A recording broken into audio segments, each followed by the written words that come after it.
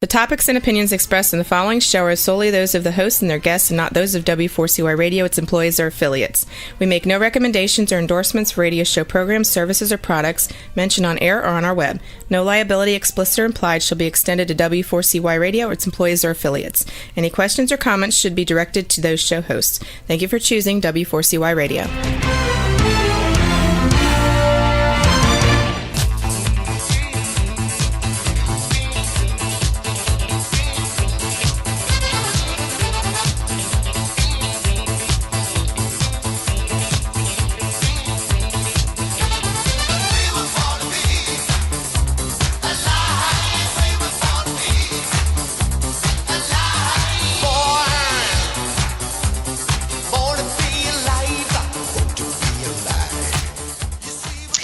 You're listening to Until Now with Rosie Pekar on W4CY Radio. If you want to join the live chat, just go across to w4cy.com and click on the right-hand side and you can ask your questions. Today's topic is about tough times don't last. And I actually did have set up a guest for this topic specifically, who is one of Australia's leading criminal lawyers, but he wasn't always a defence solicitor. Prior to that, he was actually a former police officer like myself. And it would have been interesting just some of the exchanges that we would have had, because I don't think we would have agreed on too many points, but I might have been surprised. However, he's been unexpectedly delayed, called into unexpected court engagement, not because he did anything wrong, but because he obviously represents those who in society we see have committed mistakes. So today is talking about those tough times don't last. However, lousy is a life sentence, and many people are living a life that I or themselves would describe as lousy, and they would claim it was due to circumstances, events, many things that conspire against them, that they have no other choice other than to feel the way that they do. Now, I work in motivational arenas around the globe addressing this very topic, because the one thing that is common to every single human being walking this planet, other than the fact that we all consume oxygen, is the fact that we all, at some point in time, have problems. The difference is people might say, oh, but Rosie, my problem's bigger than your problem. And we do this comparison. We hear a problem and then, the friends, all of a sudden they're one-upping the problem. And you keep talking and regurgitating more about that problem. And all of a sudden you're talking about a problem that happened 5 years ago, 10 years ago, 15 years ago. And if that's not good enough, you draw in someone else's problem that is even bigger than all of yours altogether.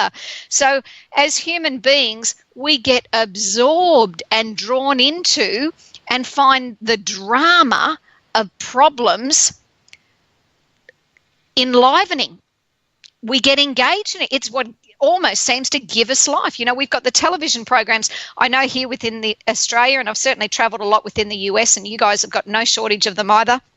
And certainly within Asia, again, no shortage of the programs that are so-called reality TV, of where they're sharing the dramas in their lives. And this is engaging viewing.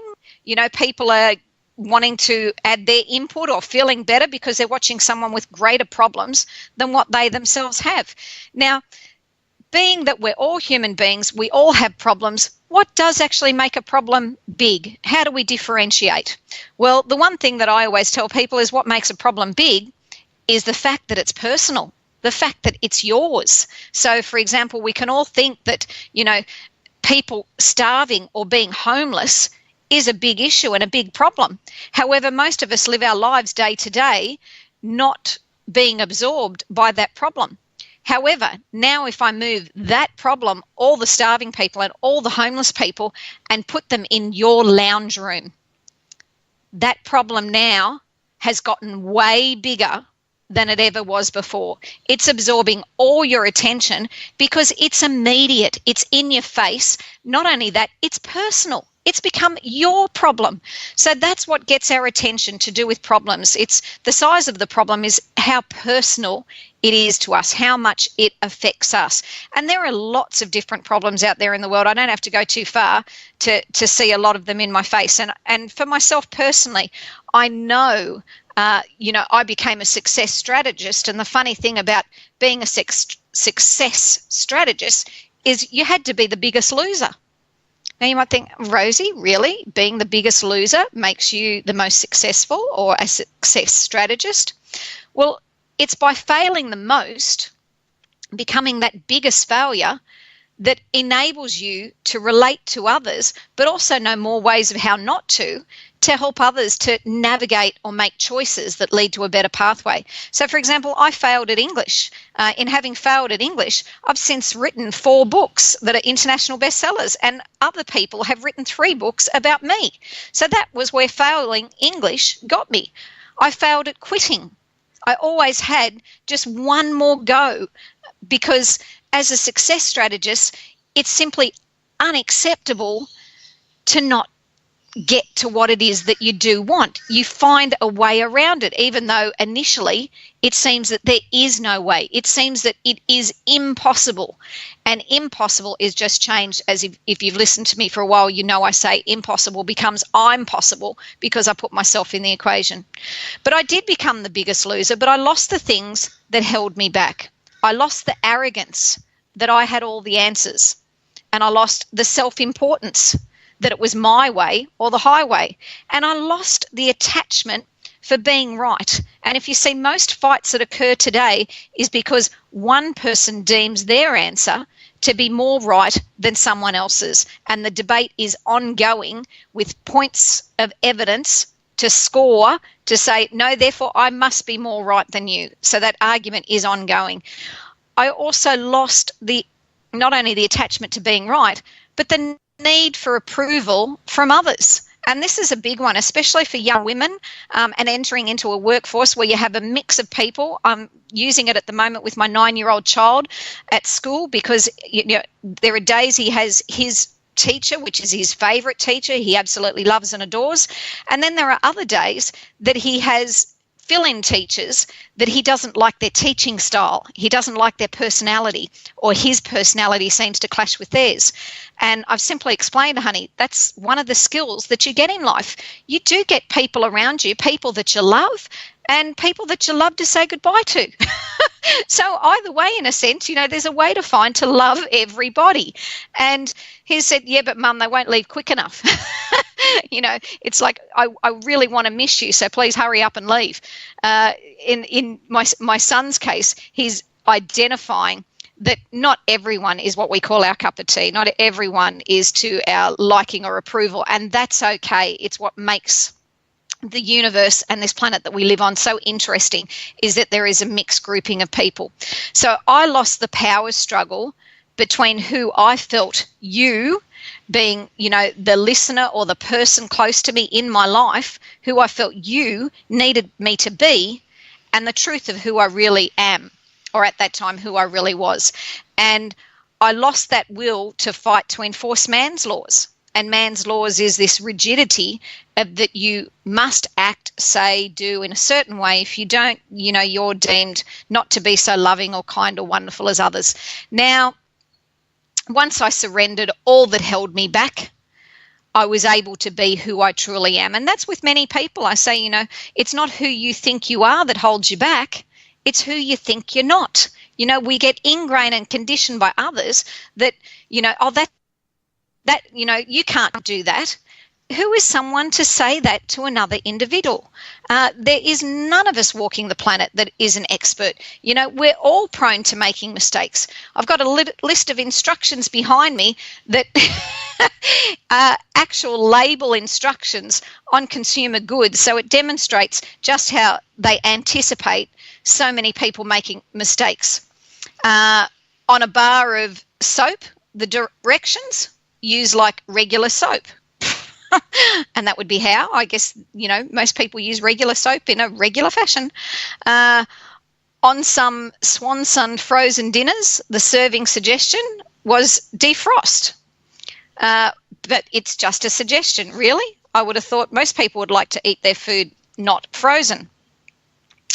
There was on packaging for a Rowenta iron: do not iron clothes on body. Really? But I guess some people would think it would save them time. So again, there's no accounting for some people's idea of what, their mistakes are in life. So I've been asked by a listener, how can we change things? Well, the first is identifying what it is that is limiting you or holding you up within your life. Now, as I opened by saying that, tough times don't last, but lousy is a life sentence, because lousy is how we keep repeating and talking to ourselves as a statement of how we report to other people our life is. And lousy is a personal perspective, and personal perspectives are the things that we can change. That's how we can change things. Now, I've shared recently on my Facebook about a young child that was born with only 2% of his brain. His name was Noah. Now, all the scientists agreed and spoke with the parents before birth. They seemed to think it would be better if the child were terminated, because there would be no life, that the child would only live, luckily, if it were hours, and exceptionally miraculous if this child happened to live more than hours, maybe even days. But they didn't have any hopeful prognosis whatsoever for this child actually surviving. And the child was also born with spina bifida, so within its first day of life, it had to be rushed into surgery to close the gaping open wound it had on its spine. So it was a very delicate, fragile child, let alone only having 2% of its brain. Now, understanding a little bit of our brain, that we need much more, as identified by science, we need much more in order to breathe, just for our normal motor skills, being able to, move body parts, just for our cognizant skills, to be able to identify anything external to us, to understand any level of awareness, let alone being able to breathe independently, our nervous system work, our blood system, our circulatory system, skeletal system, everything else is believed to be reliant on this brain. Now, with only 2%, that's where they gave pretty much zero hope of this child whatsoever. The beauty is, as I shared on Facebook, the brain scan of Noah, now aged 4 years. He's celebrated his 4th birthday. And luckily for Noah, and that he was born into the family that he was born into, who did the absolute best they could do moment by moment. And moment by moment was treating Noah as the wanted, desired being that he is. And they spoke to him. They treated him like a baby, no different. They didn't treat him like a baby who was only 2% of a brain. They didn't listen to, he can't hear you, he can't understand, he's going to pass away, just prepare for his funeral. They didn't listen to any of that. And that's my point for listeners today. If someone's telling you what is not going to work for you, you have the choice to take this on board or to seek more information. I always say, get a second opinion if it's going to affect your life adversely or negatively. So this family, they stuck together around the clock, day after day after day, working with Noah as a normal baby. Now, I'm a mother of a premature baby, so I know about a high needs child and how much care they need, that a simple cold breeze on their head can be life-threatening, let alone one that was at such high risk as Noah was. But this family, they stuck together and they worked with Noah, that this brain scan 4 years later now shows that Noah has 80% of a brain. Now, that is deemed medically as a physical impossibility. However, they have got the direct evidence right in front of their eyes that this impossibility is possible. Despite everything they said to the contrary, they have to eat their words. And he is redefining by being a living example of exactly what is possible to human beings. So for us to stop buying into this impossibility mantra, that that's just the way life is mantra, or that it's impossible or so difficult or so unlikely. This language is so limiting, and this language is what makes our life lousy. This doesn't fill us with enthusiasm or inspiration or, any anticipation in order to greet the day. This is what does make us want to stay in bed and pull the covers up over our heads and go, oh, it's all just too hard. Thank God this family never did that. They read to Noah, they comforted Noah, they touched Noah, they worked with Noah at all times, stimulating him. Every moment was a learning moment designed for young Noah. And the beauty is that child has grown his own brain, that the age of 4, as he does everything other than walking, and he might be a slight level of delay in his development.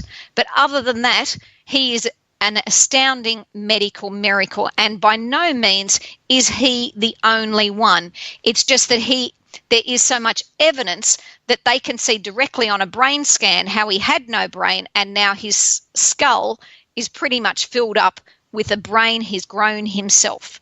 So as human beings, we are not stuck in any moment unless we have that mentality that we can't change things, that life is lousy or life is difficult. Now, I think Noah's had the most difficult head start to life, that most of us have got a leg up on him, no matter what our start is, what our beginning is. I came from an environment that was filled with domestic violence, and I carried some of that mantra and that attitude into my early days as a young policewoman, and I married a man who was a lovely man but an alcoholic. So I bought into that mindset. I bought into all that I heard around me, that life is tough, life is difficult, life is hard, and I lived a tough, difficult, hard life.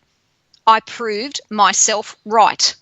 I didn't like what I was living. I didn't like it so much that there were so many days I thought of ending it. And again, I was no quitter.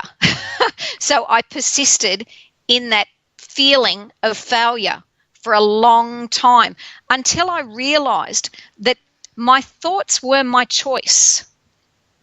I had the opportunity to make a change. If I was waiting for life out there to make a change, I could be waiting a long time, just as this family with Noah could have been waiting a long time to receive information from experts and outside sources to say, oh, no, Noah's going to be great now. He's turned a corner. This is fabulous.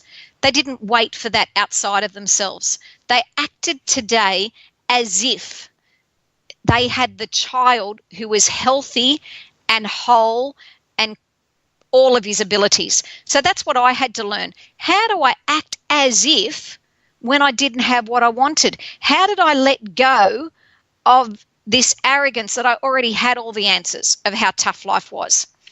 And what I learned was I had to suspend my disbelief. I had to no longer be right and ready to be right. I had to allow a time being of not knowing, of wait and see. And many of us have those tough times in life. We have the loss of loved ones. We have the loss of health and well-being. We have the loss of finances. We can have the loss of our livelihood, our homes, relationships. There's just so many losses that human beings en masse experience. For me, I share personally in presentations of some of the greatest failures that I had in my life. And I only call them failures because they led to results that I didn't want. Now, all of us, yes, we have results that we want. We want to be happy. We want to feel good. We want to look in the mirror and go, oh, aren't you absolutely gorgeous and sensational? We want to have positive recognition and endorsement at every turn. So few of us live those lives, unless we're surrounded by yes people, maybe those that are in that position of influence that everyone's too intimidated to say anything otherwise. But for me, I got results that I didn't want. And at the time I called them failures because that's what it made me feel. And it started from my own life as a child. I felt that I was unloved. This was my perception I had happening in my head. And I could say, oh, circumstances proved that that was correct. That I brought into a relationship that then confirmed that feeling that I had, that feeling of being unloved yet again. Then I worked in a career, a police service or a police force as it was known at the time, where we're greeted by people who aren't really loving towards us. We're the last line of defence that people often want to see. So I chose a career that in many ways demonstrated being unloving yet again. I experienced inhumanity on a large scale. The Boxing Day tsunami of Banda Aceh in Indonesia of 2004. I was a grief volunteer on the ground immediately after that incident, and 200,000 lives were lost in that deadly tsunami in one fell swoop. That the body dump truck collectors were tasked with collecting 500 bodies each and every day. Now, that is a massive level of grief and overwhelmment and problems on such a scale that our mortal minds, it's incomprehensible. That, to me, I came back after being there for several weeks to my own father, who had suffered a heart attack and passed away shortly thereafter. And I had a lot of inconsistency because during the police force, I'd driven the ambulance whilst my mother lay dying in the back.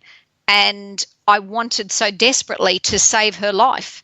And I can tell you that was one of my greatest failures, that I was not able to bring about a result that I so desperately wanted. And I couldn't make the world fit anymore. I'd already lost my best friend, before the year 2000. I had lost, many other individuals. I couldn't compute and put this all together. So in my mind, problems were becoming monumental. My attention to problems was all consuming. The daily niceties or appreciation for life was lost to me at the time. I was so consumed with problem. Now, these problems can live on for all perpetuity. They can stay. And, you might know some people that are like that. They're talking about problems that happened 20 years ago, and it's still a problem to this day because they're bringing it into the present.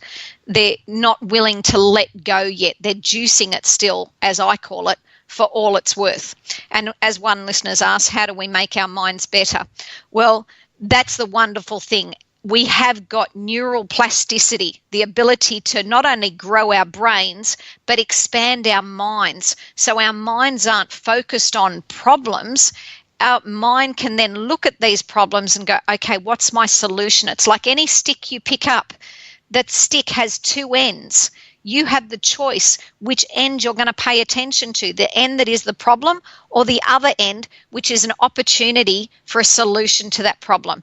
And that's how you let go of the past.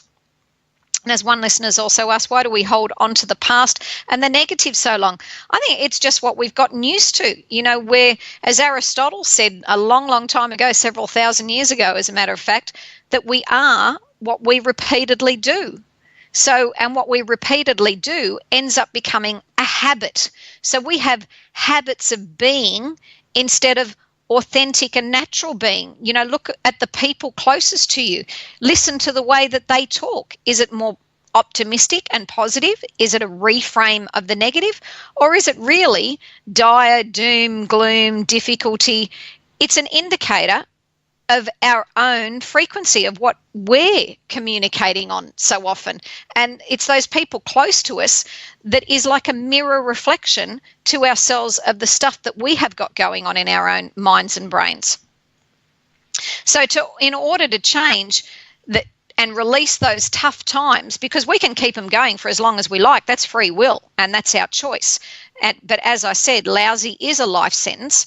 And so in order to break that habit, which, yes, it is a matter of breaking a habit for many of us, the first key is once we've identified this is what we're doing and it's just a habit, it becomes a choice. Do I continue this way? And what is that choice leading me to? Is that choice leading me to more tough times, to greater difficulty? Now, any moment that you don't feel good is a wasted moment. You have the opportunity of being toxic within your own life or being a tonic, not only within your own life, but then within the lives of others. They're the two choices facing every human being on a daily basis, irrespective of what those circumstances are around them. I've mixed with people on, I call it, both sides of the line, and that's the blue line, the police line. So there will be people that will have excuses. I couldn't be anything but. You see what I grew up around. You see the people around me. And they used their environment, what they came from, as an excuse for then bad choices and bad behaviour that led to a result that they didn't want, which is often a criminal sentence or ending up in jail. Then you've got their siblings, grew up in exactly the same environment, surrounded by exactly the same people, under exactly the same influence, yet those did not make the same choices. They chose better behaviour, and I call it better behaviour because it led them to better results in their lives, better outcomes. They weren't the ones incarcerated and put in jail. So again, it's how, and their reasoning was almost the same as the sibling who end up incarcerated. Their excuse or reason as to why they ended up better their environment was, Rosie, you see what I come from. You see what I grew up in. That's the last thing I ever wanted to become. So one used it as fuel in order to come up over those lousy circumstances, that lousy feeling, and chose a better pathway. The other one used it as a cop-out, as the handbrake, as the reason, that all-consuming but, as to why their life couldn't be any better.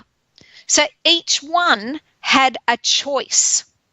And choice is where we have power. Now, many people will argue and say, Rosie, I don't have a choice.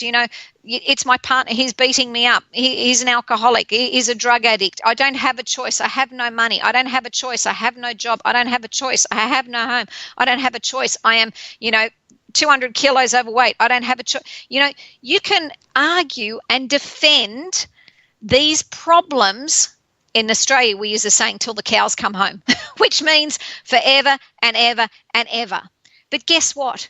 You can also argue and defend the exact opposite if only you choose to put your perspective on something different. And this is what we call a reframe.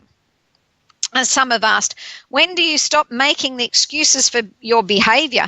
I think most people stop making the excuses for their behaviour when they've hit crisis point, when they've hit that point of no return, or their face is flat into the ground, that they have nowhere left to go other than back up. That's when most of us, again in Australia, a colloquial saying is, we're willing to talk turkey.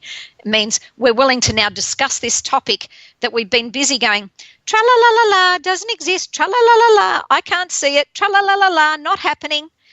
And many live in that state of denial for a lengthy period of time until, bang, they are confronted with the circumstances of their reality, that it is no longer acceptable. It's become intolerable. It's like the criminal who is finally arrested and is brought before the court to now face the consequences of their behaviour. And now they bring in, and through, a defence counsel, all the excuses that will mitigate or minimise their behaviour, that they felt that they had no other option but to do what they did, or that they were temporarily insane for the moment, that's what they had to do, or they were so coerced or influenced. Again, these are the cop-outs and the buts that all of us, even if we're not in a court environment, that we buy into and we give validation and credence to, and they become solid foundations for our existence and our reality. So one listener's asked, so it is how you work with what you got. Exactly. Think of our baby Noah, born with 2% of a brain. He didn't wait till he got 80% of a brain to start using his arms and to start talking and speaking and laughing. And I wish I had the visual image to be able to share with you, because this child is just a pure vision of delight. The level of joy and happiness that exudes from this child, whose life has been beset with such an extreme level of pain, difficulty, and problems right from the get-go. But none of that has held this child back. I learnt this lesson as a mum at an early age from my own child, that, I got up in the middle of the night and he slept in a different room to me, and he was probably, hard to remember the age, but I'm thinking about a year old. And he was miserable with the cough and the cold and having difficulty breathing. And my child was a croupy baby, like that premature baby, and his immunity wasn't as good as it should have been. And this time I was so exhausted from getting up and down through the night, and I barely got sleep as it was on a good night anyway, let alone a bad night, that I brought him into the bed with myself and his father and laid him in between us. And because my son kept tossing and turning and snuffling and coughing, and my frustration level was getting higher and higher and higher together. You know, I'm not a happy camper when I lose sleep at the best of the times. I use bears in all my presentations because I relate to them. I'm a bit of a grizzly bear myself when things don't go my way. So don't think that, you know, I'm the guru of all things great. I'm a learner like everyone else walking this planet. So I was a bit of mama grizzly bear, and as my son has tossed for, you know, the 1,000th time for the night and accidentally kicked me, you know, I'm like, frustrated. And my little one, barely able to breathe and all snuffled up, has sat up in bed and is just tapping me on the shoulder like to give me comfort, and is like, "It's okay, Mama."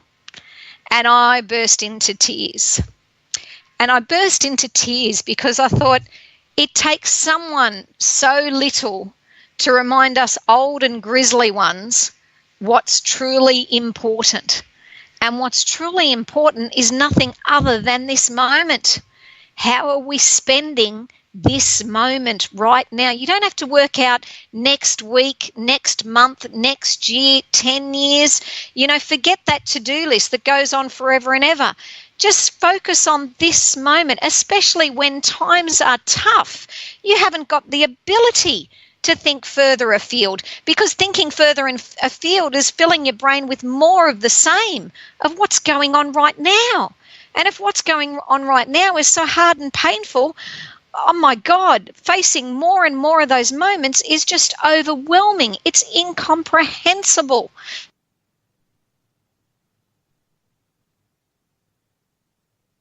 Allow the moment to matter. Allow that moment to be magical. Allow that moment to suffice.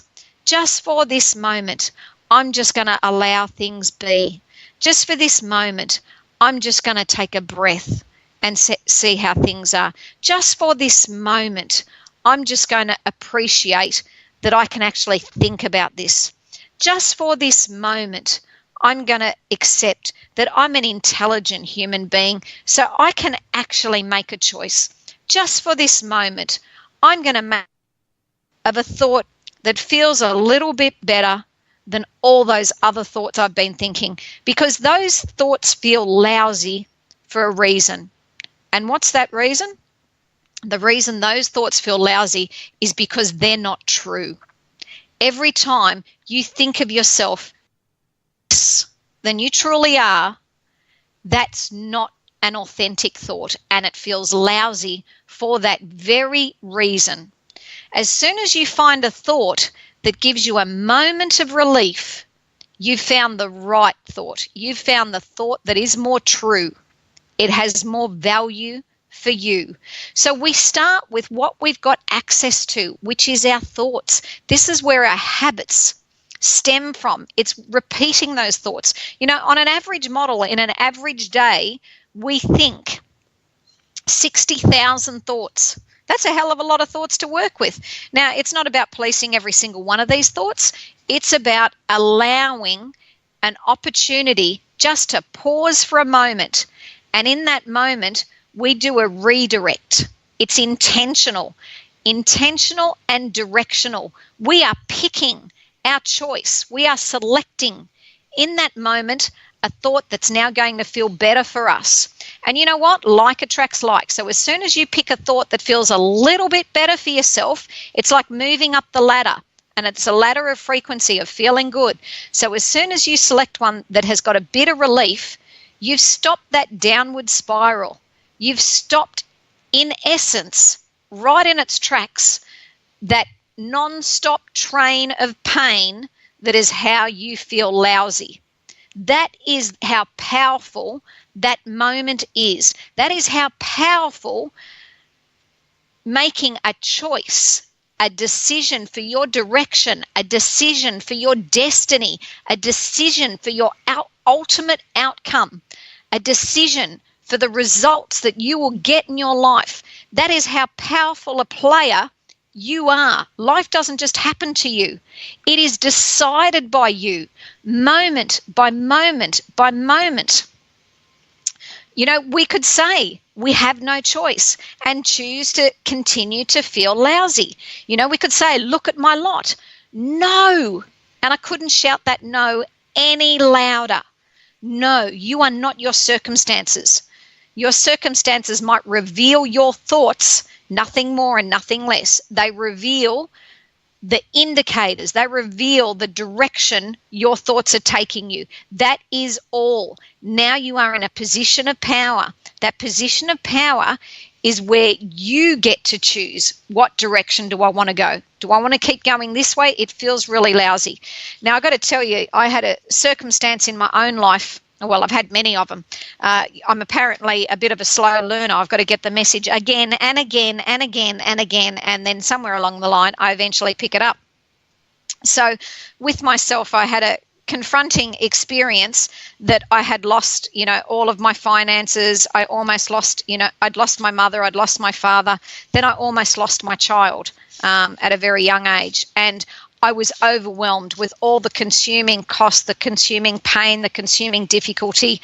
And I thought, how do I, as a motivational speaker, as someone who shares around the world to other people and in all my books, how do I put this into practice? You know, I've done it on other levels, but when it was so deeply personal and it was so deeply exhausting, I had worn myself thin and I'd allowed myself to get caught up and immersed back in, you know, those of us that know better don't always do better.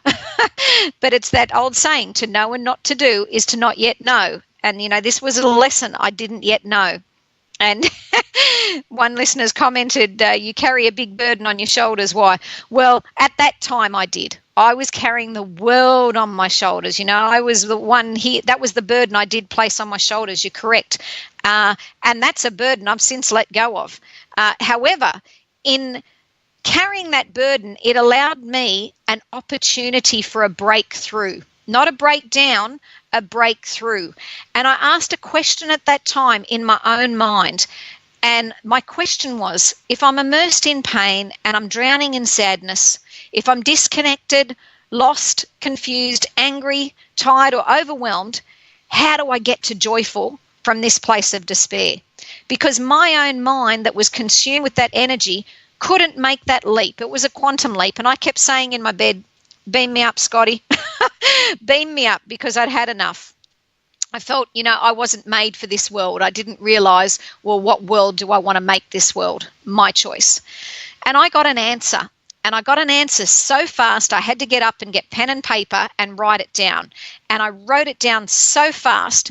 And I've shared this process, which was called Step 1, Surrender to Life's Process, in my latest book, Cracking the Human Code. But for my listeners today, for those that want to get a copy of this process, it's only a couple of pages. I'm quite happy to share it with you. You don't have to order any books or anything like that. Because I've shared it with so many now, and they've found it such a fabulous resource at that moment of difficulty and pain. So I want to make it available to any listener that is interested in receiving it. You can just go to my website at kickbutt.com.au, but that's the butt in the head, bloody useless thoughts, 1T, kickbutt with 1T.com.au, because I'm Australian, and just make a request through to me and I'll happily send it out to you. But this is what was the answer given to me. You don't have access. You have an emotional journey to traverse to get you from where you are to where you want to be. And saying, beam me up, Scotty, is not going to get you there. Neither will avoidance or prolonging the inevitable. Your journey, to do or not to do, is your choice. Choice equals power. You're always powerful. Informed choice equals a greater access to your own inexhaustible power. Surrender purely means, in its truest sense, letting go. Letting go of the fight. letting go of the struggle, letting go of the pain, letting go of the anger, letting go of the frustration, letting go of the fear. In short, letting go of what's not working for you and keeping you limited in this life. That is your first choice, to let go or to hold on. Choose letting go and release yourself to your own unlimited being, and then allow. And it continues on, and I won't keep going because it is a couple of pages, but that answer, the start of that answer to me, allowed me to release, to truly let go of all that was holding me back. As I said earlier, it's not who you are that holds you back, it's who you think you're not. And I had my head filled with all the things I had been told all throughout my life that I was not. And even though it wasn't on a conscious level, like a level that I was aware of, it was there in my subconscious. I had heard all this before the age of 3. It was all locked into my persona before that age. So this was a gift as an opportunity to identify what was not working for me, what I was resisting and persisting in that wasn't getting me to what it was that I said I wanted. So once I could let go, I could allow my greater good. And I can tell you, it's been the greatest gift that has been given to me since. There are days I need to remind myself yet again. You know, people say, oh, you're a motivational speaker. You must always be motivated and inspired and switched on. My answer to that is, hell no. I'm a human being. As a human being, I fall subject and prey to all that I've been conditioned to throughout this process of life so far. However, the skill I have as an inspirational and motivational speaker is that I have tools ever ready at my disposal to turn it around in a nanosecond. I can identify where my thoughts are leading me to very, very quickly. As I've identified it, just like that stick I've picked up, I can realize I'm facing the wrong way. I've got the wrong end pointed at me. I've got what I don't want coming straight at me really fast and really quick. So therefore, it's like hitting a brick wall. The faster you're traveling towards it, the more it's going to hurt.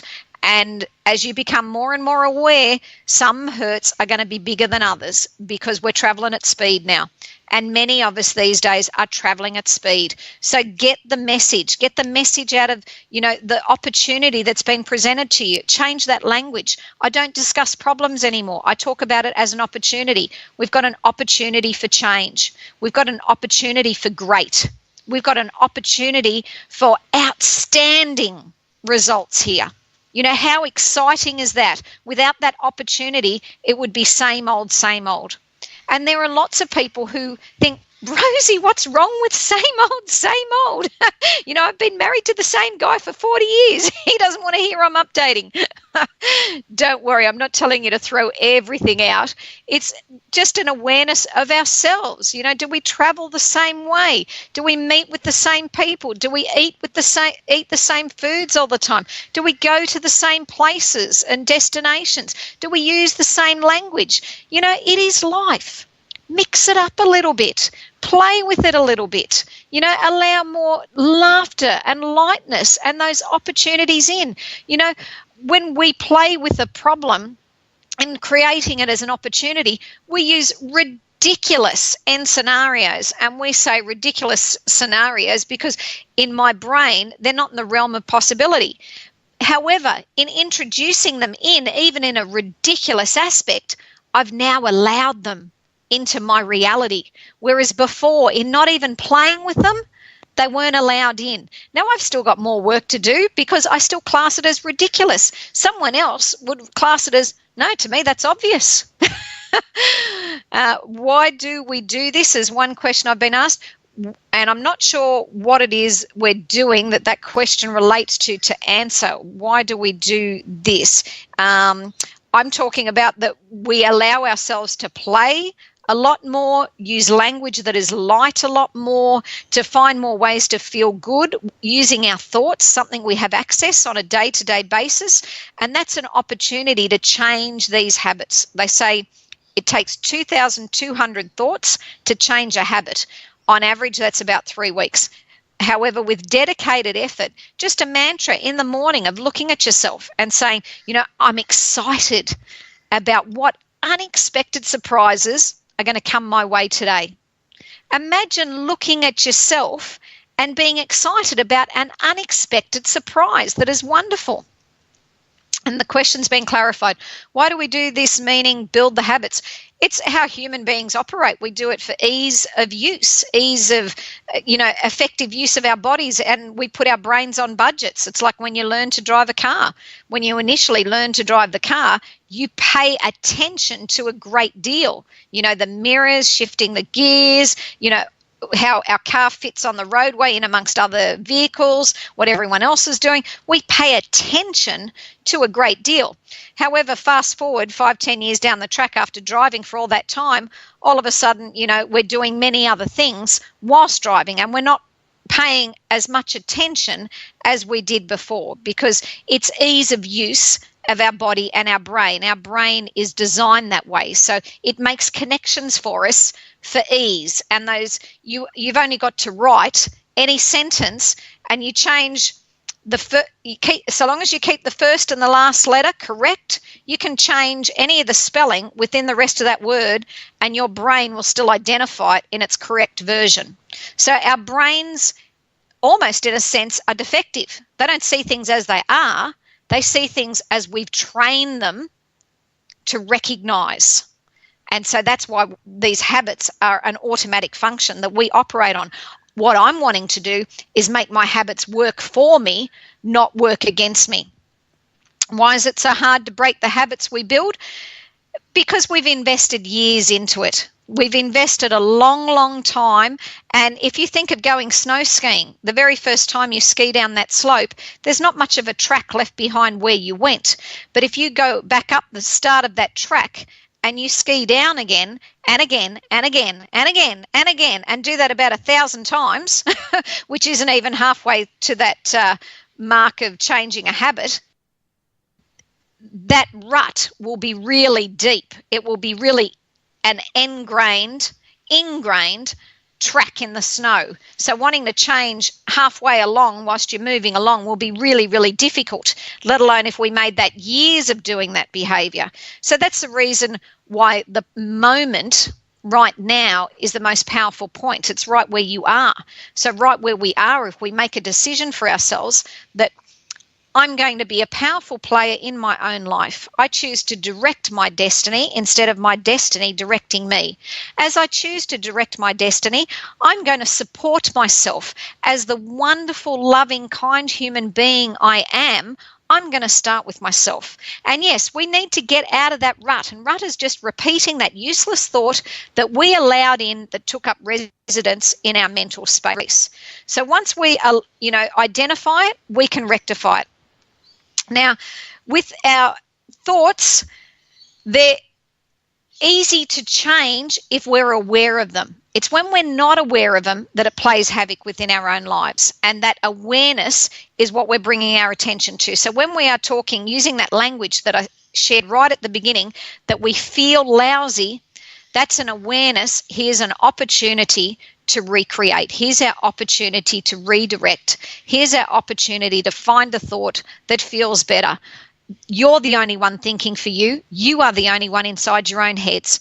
And those thoughts are of your own creation. So if you're not liking them, do something about it. This is where we take action. We don't take action outside of ourselves trying to change everyone else, to get everyone else to talk nicely or act nicely or do the right thing. We start with the reframe within ourselves. So that's our opportunity for making our reality far better than we could ever imagine. So those tough times, they don't last. They're an opportunity to recreate from our past into a powerful, potent present. You've been listening to Rosie Pekar on Until Now. As I said, step 1, surrender to life's process. I will happily give away completely free to anyone requesting it. Just go to kickbuttwith1t.com.au and request the surrender to life's process, and I'll happily share. Until then, you've been listening to W4CY Radio. We'll talk next week.